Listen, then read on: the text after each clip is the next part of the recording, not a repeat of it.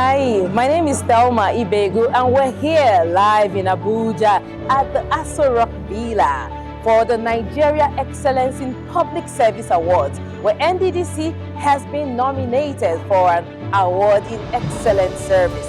Now, just last week, Wednesday, the NDDC was here in Abuja too, live for the Business Day Public Lecture Series and Excellence in Public Service Awards. NDDC has distinguished itself, and so it is only fitting that NDDC gets the reward for the hard work.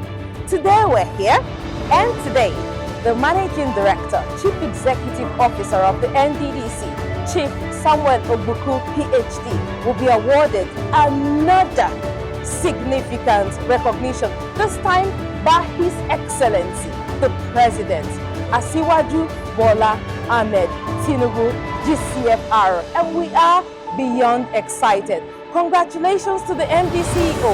Congratulations to the performing 7th Governing Board of the Niger Delta Development Commission, NDDC.